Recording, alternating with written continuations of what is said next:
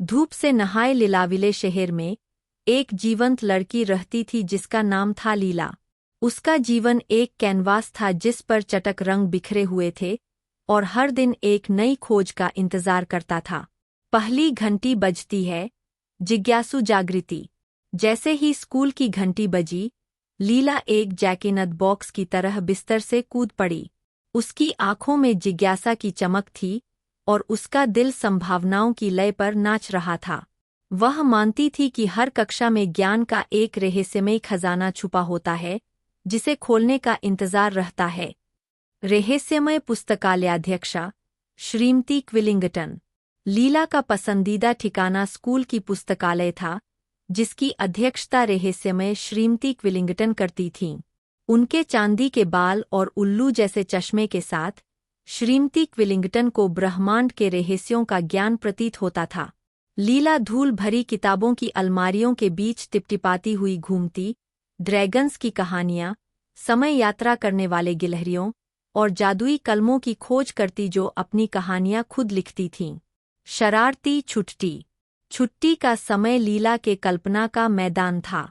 वह तितलियों का पीछा करती, मानो वे खोई हुई परियां हों जो अपने घर का रास्ता ढूंढ रही हों। पुराना ओक का पेड़ उसका किला बन जाता और झूला सेट उसकी जादुई कालीन। वह हवा से फुसफुसाती, अपने सपने साझा करती और हवा उन्हें दूर देशों तक ले जाती। कला कक्ष, जहाँ रंग टकराए। लीला के कला शिक्षक श्री कैनवस एक चलती फिरती इंद्रधनुष थे। उनकी टाई डाई शर्ट्स और नियॉन स्नीकर्स कला कक्ष की अराजकता से मेल खाते थे। लीला जीवन के पैलेट में अपनी ब्रश डुबोती, कोबाल्ट नीले, आग जैसे लाल और सूरजमुखी पीले। वह सूर्यास्त चित्रित करती जो रहस्य फुसफुसाते और इंद्रधनुष जो आशा का वादा करते। विज्ञान प्रयोगशाला, विस्फोट और यूरेका क्षण। डॉ बंसेन, विचित्र वैज्ञानिक, के पास एक जंगली माने के बाल थे और अराजकता के लिए एक झुकाव था। लीला को विज्ञान प्रयोगशाला बहुत पसंद थी। बुदबुदाती हुई टेस्ट ट्यूब्स, फिजिंग पोशंस और जिज्ञासा की गंध।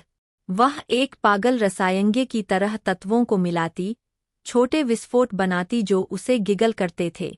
डॉ बंसेन मुस्कुराते हुए कहते, विज्ञान एक स्पष्टीकरण के साथ जादू है। बंद दरवाजे का रहस्य। एक दिन लीला ने गलियारे के अंत में एक दरवाजा देखा, एक ऐसा दरवाजा जिसकी कोई चर्चा नहीं करता था। वह बेलों से सजा हुआ था और हवा के सही चलने पर रहस्यों की सरसराहट करता था। निश्चय करके उसने चाबी की खोज शुरू की। चौकीदार, बुअरे मिस्टर रसल, ने उसे एक पुरानी कंकाल चाबी थमा दी। अपनी किस्मत खोलो, उन्होंने रहस्यमयी ढंग से कहा। दरवाजे के पार छिपा हुआ बगीचा।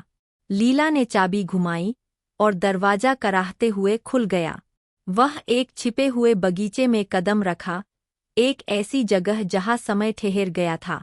फूल गाने लगे और ओस की बूंदें नाचने लगीं। पेड़ पुरानी कहानियाँ फुसफुसाते और सूरज घास पर इंद्रधनुष बनाता।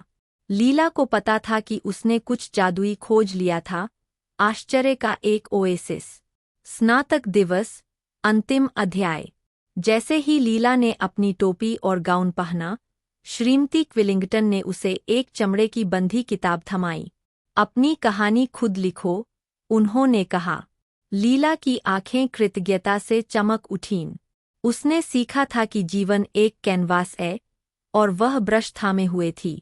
हर एक स्ट्रोक के साथ वह अपनी कृति बनाएगी, एक जिज्ञासा, रंगों और छिपे हुए दरवाजों से भरी हुई।